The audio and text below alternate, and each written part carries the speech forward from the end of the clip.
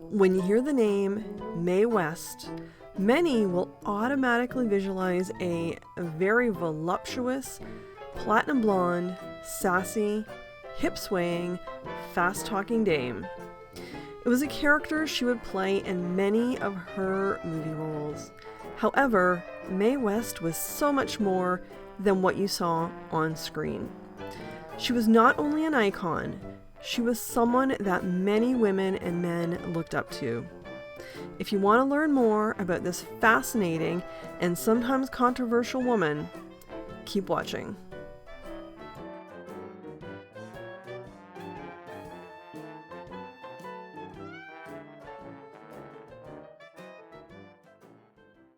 Hello and welcome to Killer Kitsch Lizzie, my weird little world where I like to knit and sew and do other crafty things. And in today's video, we are going to talk about the absolutely luxurious, sassy, and wonderful Mae West. As I mentioned in my opening, Mae West was visualized in a very specific way by anyone within the Golden Gates of Hollywood. And also, the audience that watched her, they had a opinion about who she was.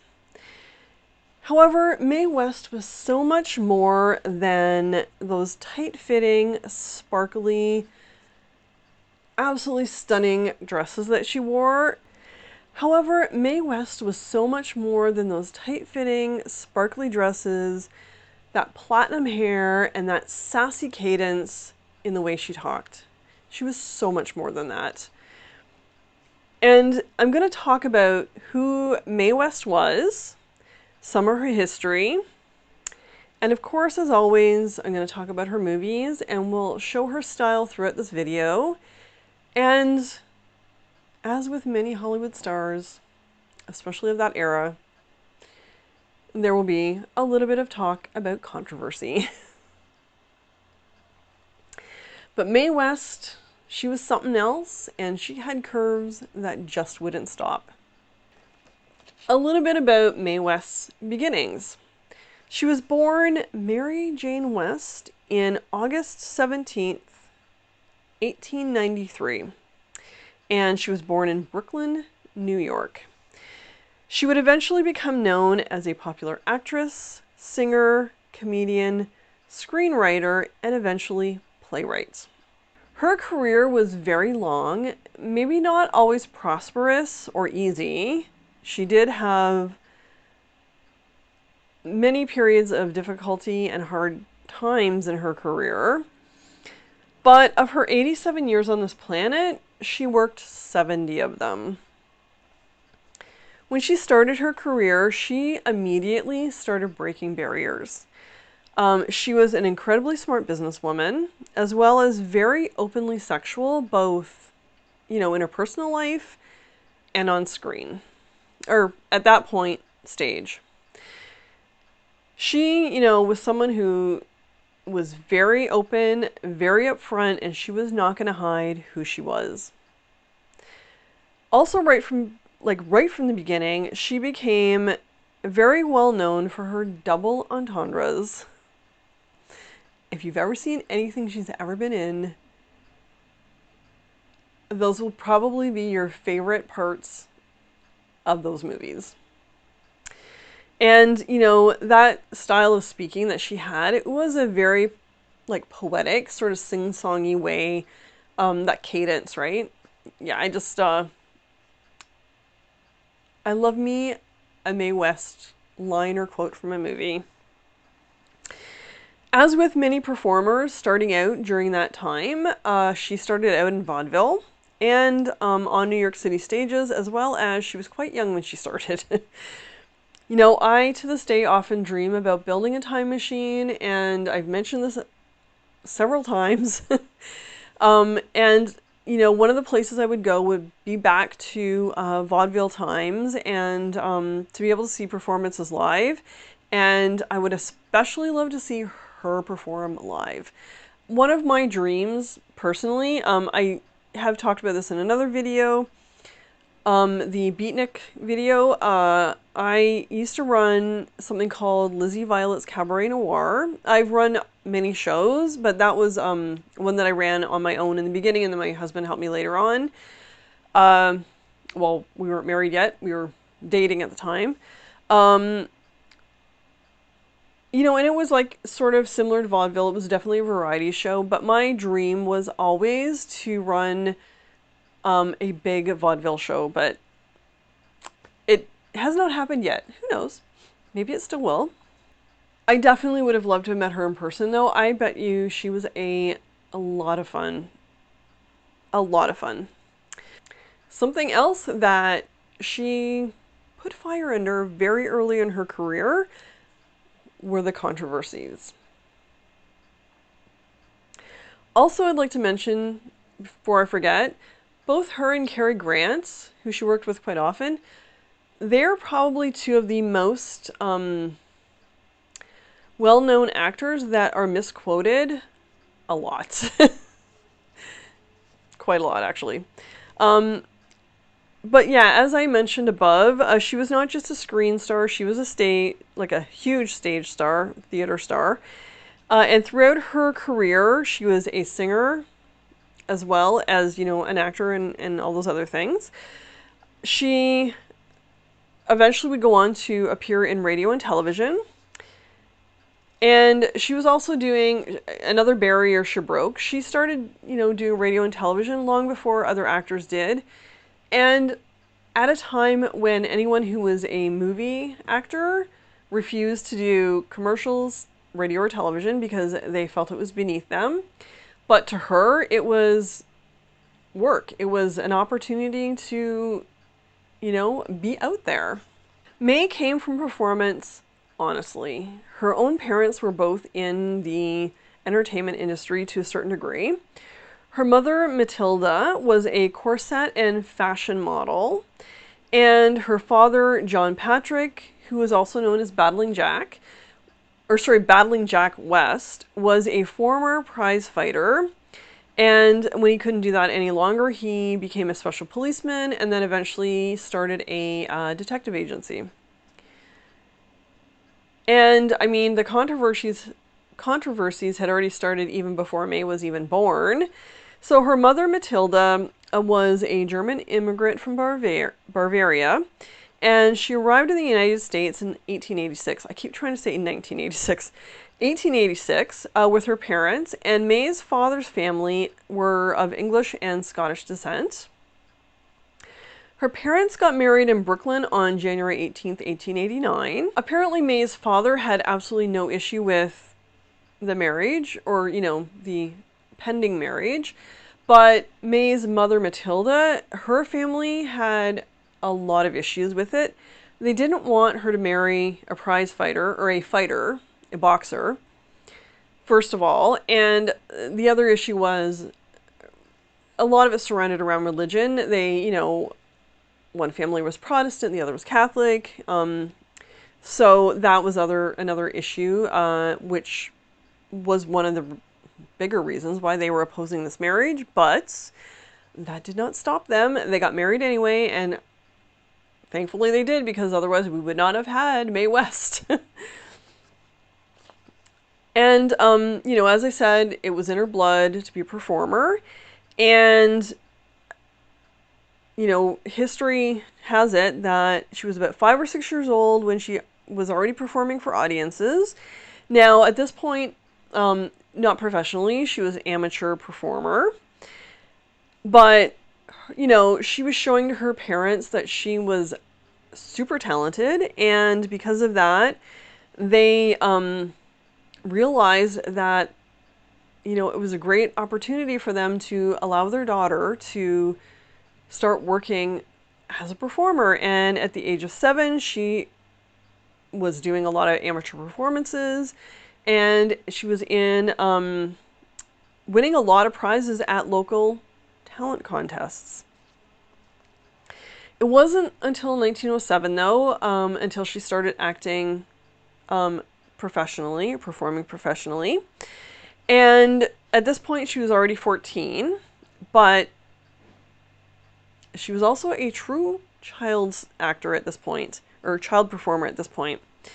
And as I mentioned, vaudeville was huge at this time, and with vaudeville, there were many children performers, as well as many families would be either a sole vaudeville troupe or they would be part of another bigger troupe.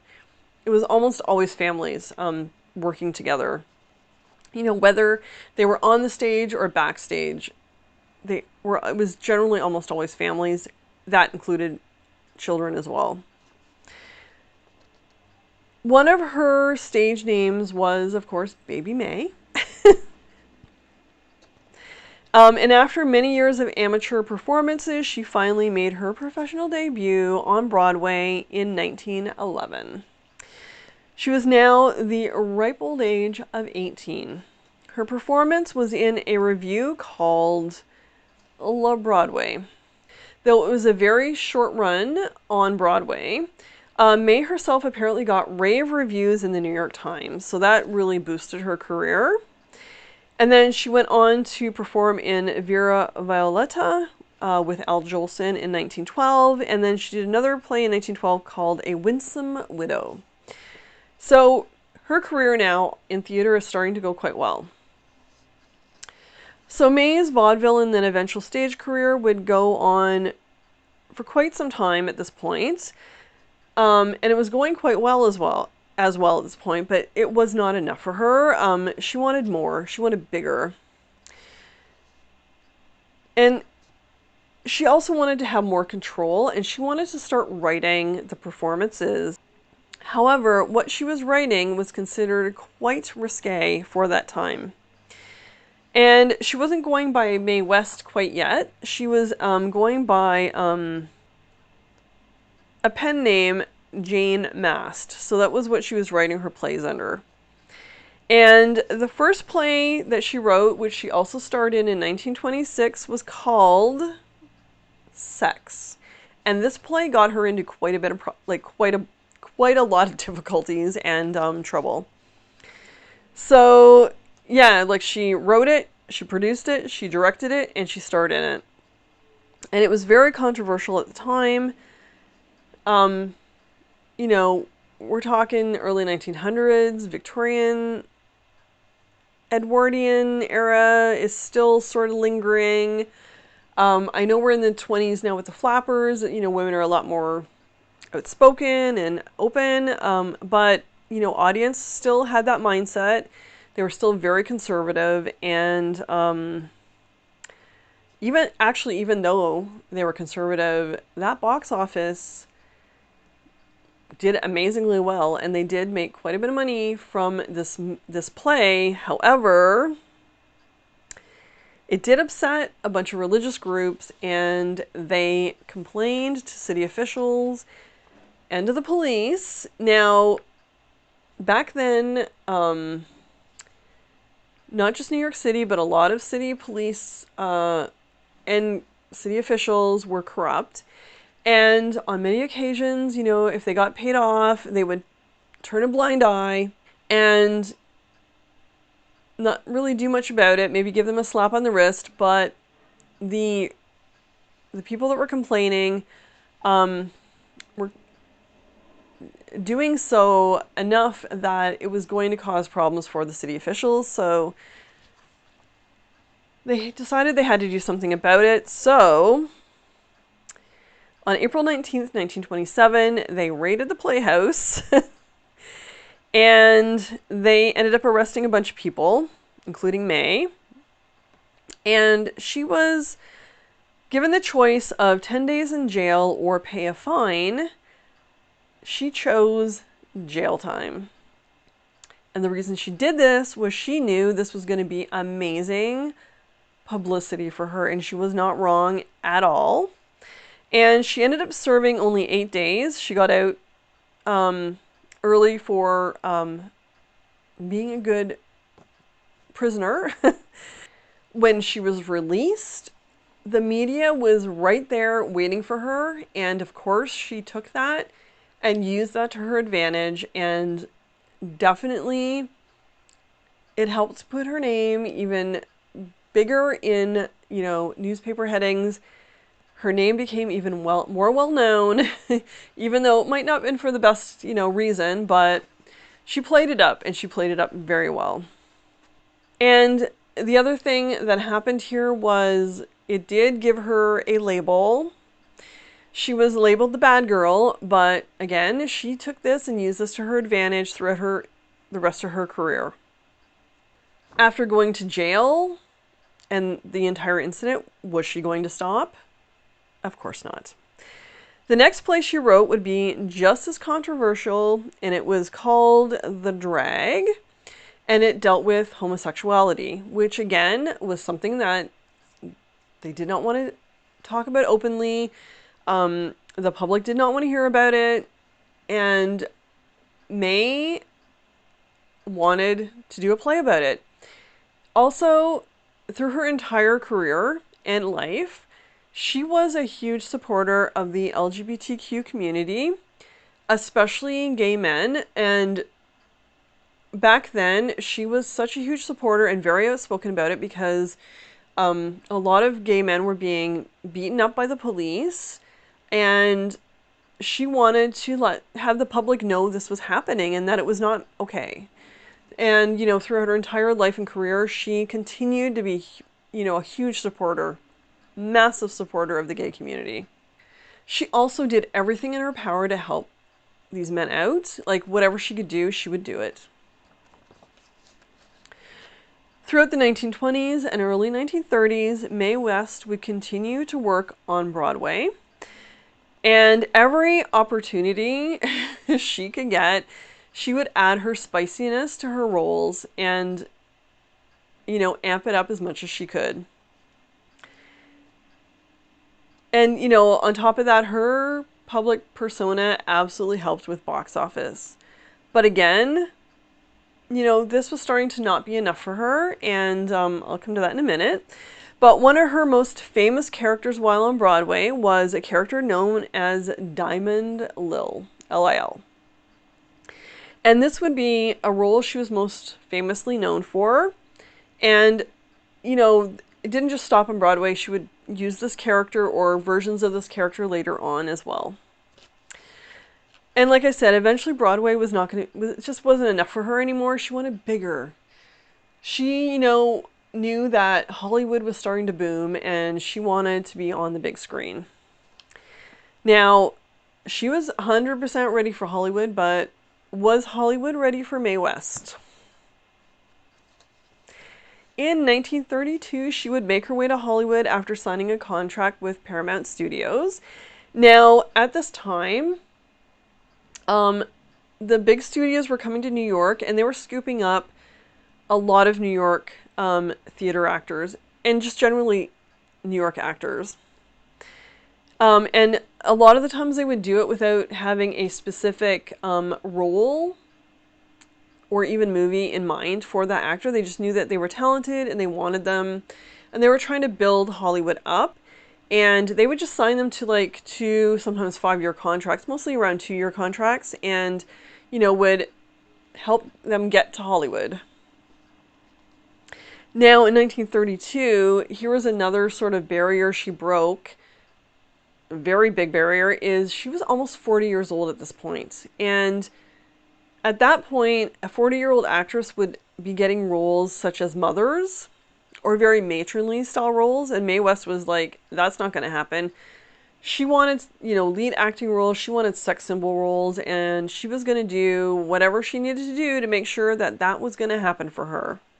So that same year, in 1932, she would make her screen debut in a movie called Night After Night, and it also starred the wonderful, absolutely wonderful George Raft.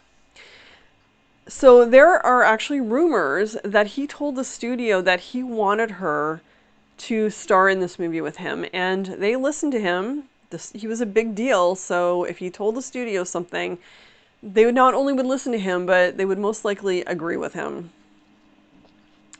Now, originally that role was a minor role, but Mae was not going to do anything minor, so she did her magic in order to get them to beef that role up, and also rumor has it that she had many of her lines, or she did it herself.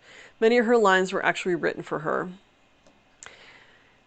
So, next up, May would be called in a movie called She Done Him Wrong, and that was 1933. And in this movie, she reprises her Diamond Lil character.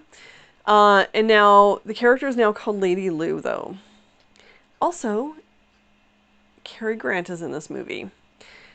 So, the rumor mill was, like, very strong around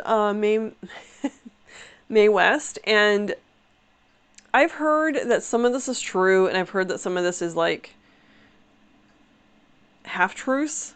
But it's supposed to be, the story's supposed to go that she discovered Cary Grant. And when she discovered him, she insisted that he be in this movie with her. And I think he was definitely already working at this point, but him being in a movie with her is what definitely boosted his career.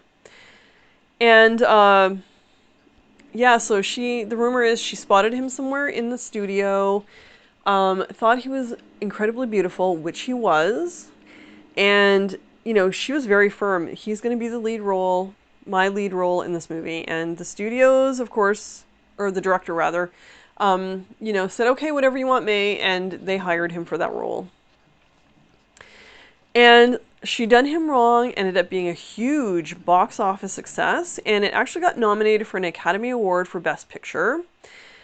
And apparently this movie saved Paramount from bankruptcy at that time. This would also not be the only movie that Cary Grant was in with her. The following movie that she did was called I'm No Angel in 1933, and he was in that as well. By the end of 1933, Mae West was one of Hollywood's biggest female box office draws, just a box office draw, period, and one of the highest paid female stars. She was definitely a pre-code delight. If you know anything about pre-code, they were breaking a lot of rules. However, that would come to an end because on July 1st, 1934, the Hays Code was enforced. Now, they had tried for many years to enforce similar codes and standards, but it wasn't working. And then by July 1st, they were able to finally enforce it. And when they did that, any movie that was written after that point, or even completely filmed sometimes, had to be approved. And what the Hays Code did was it was clamping down on, you know, swearing, sex, violence, anything they perceived as being inappropriate was not being allowed in movies. And because of that, a lot of pre-code productions or actors, directors, writers lost their jobs. Or, you know, if they did continue working in Hollywood, they weren't allowed to do any of the types of creativity that they were before. Mae West was definitely one of those people. Also, because of the code, anything that was written prior to the code that maybe hadn't gone into production yet either got rewritten or was completely scrapped. And this also would affect Mae greatly because any of the scripts that were written for her had to get rewritten, and you know, all of that sauciness was taken out. And because of this, she was no longer getting the box office that she had been getting prior. And also because of this, she got thrown onto a list, what was known as box office poison. And a few other actors that were on that list were Edward Arnold, Greta Garbo, Joan Crawford, and Katharine Hepburn. And it was just because whatever they were in, like, the movies were complete failures, right? So the studios didn't want to hire these actors anymore. Now, Katharine Hepburn and Joan Crawford were able to, after a period of time, revive their careers again and start doing movies that were actually doing well. Mae West, unfortunately, was not one of them. So that killed her career, basically, and then she didn't work a lot from 34, and then around 1939, Universal Studios approached her to star in a movie with W.C. Fields, and the movie was called My Little Chickadee. And it was a huge box office success. However, it didn't really revive her career back to the heights that it was before. So, realizing now that movies were just not going to work for her anymore, she moved into radio and television. But unfortunately, controversy followed her there as well.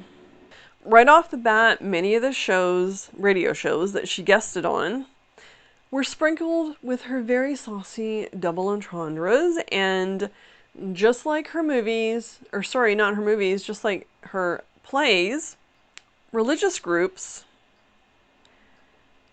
Clutch My Pearls, got all up in arms about this, and she eventually, after doing 2 different radio appearances on NBC, actually got her banned from NBC. Of course, her male co-stars, nothing happened to them. They probably got a slap on the wrist. Their careers weren't affected. They continued to work just as much as they did before, both in radio, movie, and television. But Mae, being a woman, that whole double standard, right? She got banned from NBC, and, this affected her working on radio. Now, it wasn't forever. Fast forward to 1950, she did return to radio again. People were, there was not as many restrictions at this point. I mean, there still was, but so she was able to get away with her personality a little bit more, but yeah. In the 1940s, she would work on a few more movies. Wasn't that many. She had a really hard time reviving her movie career. But then she would then return back to theater and also start doing nightclub acts. I mean, who would not want to see a nightclub act with Mae West? I bet you they were sensational.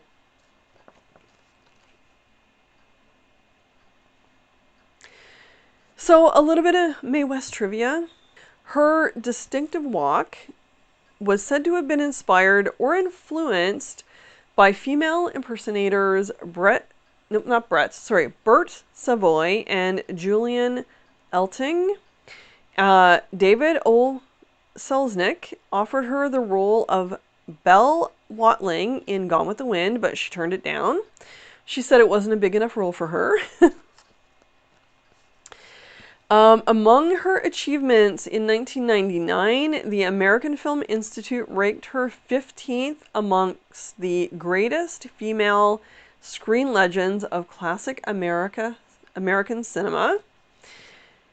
So those were just some of the highlights of her career and her personality and her controversies. Unfortunately, I could not talk about absolutely everything in like 20 to 30 minutes.